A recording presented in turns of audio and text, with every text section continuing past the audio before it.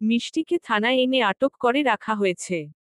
এসব ঘটনায় মিষ্টি অনেক ভীত হয়ে পড়েছে। তার প্রচণ্ড ভয় হচ্ছে যে কি হতে পারে তার সাথে। কিছু সময় অতিবাহিত হবার পর ধীর পায়ে হেঁটে মিষ্টির সম্মুখে এসে হাজির হলো ইমানুয়েল পল। তাকে দেখেই মিষ্টির ভয়টা বাড়ল। মিষ্টির এই ভয়টা যেন টের পেল ইমানুয়েল পল। তাই তো ইংরেজিতে বলে উঠল, ক্রিমিনালরাই কিন্তু পুলিশকে ভয় পায়। তার মানে কি আমি ধরে আমার সন্দেহই ঠিক? আপনি একজন ক্রিমিনাল। মিষ্টি সাথে সাথেই দ্বিমত জানিয়ে বলে, মোটেই এমন না। আমি কোন অপরাধ করিনি। বিশ্বাস করুন আমায়।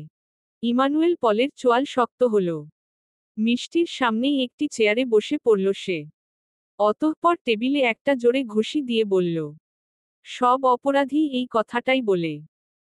যাক গে, আপনি কোন অপরাধ করেছেন কি করেননি তার হিসেব না হয় পরে হবে, কিন্তু তার আগে অন্য কিছুর হিসাব নেই। আপনি ফ্রান্সে এসেছেন অথচ আপনার কাছে পাসপোর্ট বা ভিসা এমন কিছু নেই। যদি ধরেও নেই আপনি কোন অপরাধ করেননি, তবুও কিন্তু আপনি অবৈধভাবে ফ্রান্সে এসেছেন। এটাও কি একটা অপরাধ? আমি মোটেই অবৈধভাবে ফ্রান্সে আসিনি।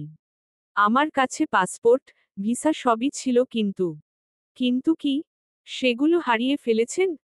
হ্যাঁ, মার্সেই শহরে আসার পরই একজন চোর আমার পাসপোর্ট, ভিসা সব চুরি করে নেয়। ইমানুয়েল পল হেসে বলল। অথচ আপনার কাজিন বলল, আপনি পাসপোর্ট, ভিসা সব বাসায় ফেলে এসেছেন। এখন আবার আপনি অন্য কথা বলছেন। আর কত কাহিনী বানাবেন? এসব কাহিনী কম শুনিনি। বিশ্বাস করুন আমি মিথ্যা বলছি না। বেশ, বিশ্বাস করলাম। তাহলে যদি সত্যি আপনার পাসপোর্ট, ভিসা হারিয়ে থাকে তাহলে নিশ্চয়ই কোন থানায় জিডি করেছিলেন? তো কোথায় জিডি করেছেন সেটা বলুন। মিষ্টি হতবিহ্বল হয়ে যায়। সে তো থানায় এটা নিয়ে জিডি করেনি। ইমানুয়েল পল মিষ্টিকে চুপ থাকতে দেখে বলে, তার মানে আপনি জিডিও করেননি? আসলে, ব্যাস, অনেক হয়েছে। আর কোন মিথ্যা শুনতে চাই না। এবার সত্যি করে বলুন তো, আপনি কি উদ্দেশ্যে ফ্রান্সে এসেছেন? আপনি কি কোন স্পাই? নাকি কোন টেরোরিস্ট? মিষ্টি চমকে উঠল। মাথা দুদিকে নাড়িয়ে বলল, আমি কোন স্পাই বা টেরোরিস্ট নই, আমি তো ফ্রান্সে এসেছি নিজের স্বামীর খোঁজ করতে। পল বিরক্ত হয়ে বলে, আবার একটা নতুন ড্রামা। এসব করে কোন লাভ নেই। ভালোয় ভালোয় নিজের আসল পরিচয় স্বীকার করুন, আর নয়তো। আমি মিষ্টি চৌধুরী, আমি একজন বাংলাদেশী নাগরিক। আমি কোন স্পাই বা টেরোরিস্ট নই। এটাই আমার পরিচয়। ওহ, বুঝেছি। আপনি ভালোয় ভালোয় সবকিছু স্বীকার করবেন না। আপনাকে টর্চার সেলেই পাঠাতে হবে। মিষ্টি আকুতিভরা চোখে ইমানুয়েল পলের দিকে তাকায়। এই লোকটা দেখতে একদম তার স্বামী রাফসান শিকদারের মতো। অথচ তার চোখে মিষ্টির প্রতি কোন মায়া নেই। আছে সন্দেহ আর নিষ্ঠুরতা। সে মিষ্টিকে ভুল বুঝছে। মিষ্টি নীরবে অশ্রু বিসর্জন দিয়ে বলল, এই লোকটার চেহারাই শুধু রাফসান শিকদারের মতো, কিন্তু মনটা ভীষণ পাষাণ। একটু পরই কিছু মহিলা পুলিশ সদস্য এলো। তারা জোরপূর্বক মিষ্টিকে নিয়ে একটা অন্ধকার রুমে নিয়ে এলো। মিষ্টি তাদের অনেক আকুতি জানালো, কিন্তু তারা মিষ্টিকে বিন্দুমাত্র দয়া দেখালো না। মিষ্টির মাথা থেকে টেনে হিচড়ে হিজাবটা খুলল। অতঃপর তার চুল ধরে টানতে লাগল। একজন মহিলা পুলিশ মিষ্টির তলপেটে জোরে একটা তারা চিহ্ন থি মারল। মিষ্টি ফ্লোরে পড়ে আর্তনাদ করতে লাগল, তবুও তাদের দয়া হলো না। মিষ্টিকে পুনরায় তুলে দেয়ালের সাথে চেপে ধরে বলল, সত্যি করে বল, তুই আসলে কে? কোন উদ্দেশ্য নিয়ে তুই মার্সেইতে এসেছিস?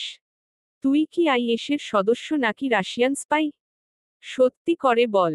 মিষ্টি সেই একই কথা বলে। সে কোন অপরাধী নয়।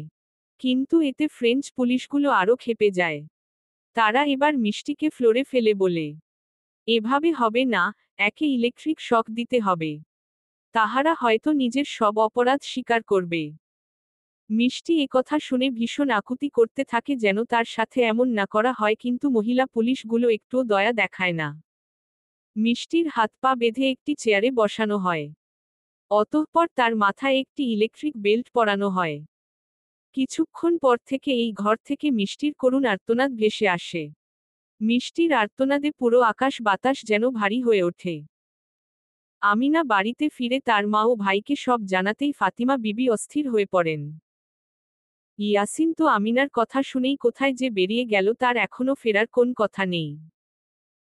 ফাতিমা বিবি অস্থির হয়ে পায়চারি করতে করতে আর থাকতে না পেরে একটা বোরকা পরে নিয়ে আমিনাকে উদ্দেশ্য করে বলেন, আমায় থানায় নিয়ে চল, আমি গিয়ে পুলিশ অফিসারদের সাথে কথা বলবো। মিষ্টি মেয়েটা অনেক নিষ্পাপ, জানি না থানায় নিয়ে গিয়ে ওর সাথে কেমন ব্যবহার করছে। এসব বলতে বলতেই ফাতিমা বিবি তার অতীতের কথা ভাবতে থাকেন।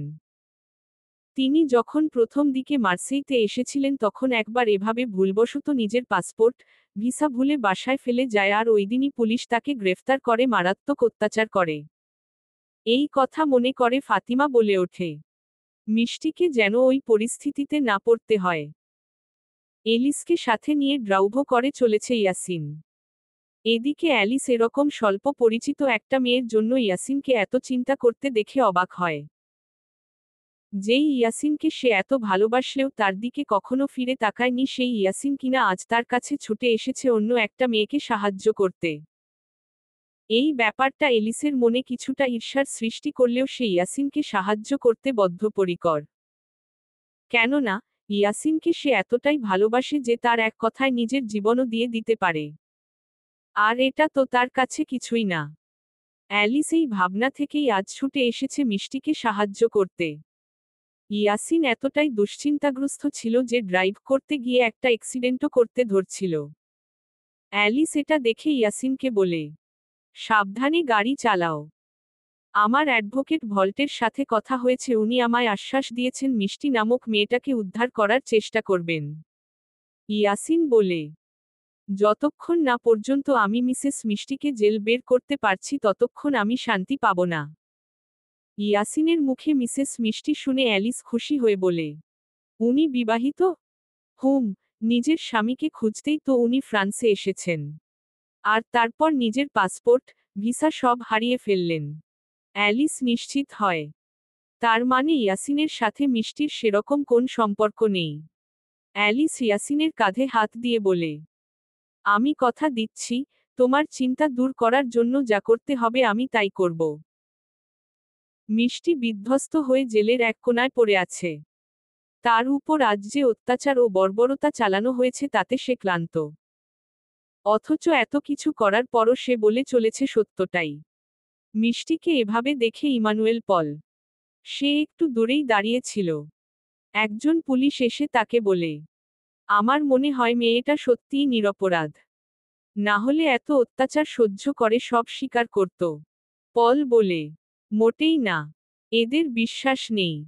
কাল আবার টর্চার সেলে নিতে হবে। চলবে ইনশাআল্লাহ দুটি। পরবর্তী পর্ব পেতে চ্যানেলটি সাবস্ক্রাইব করুন।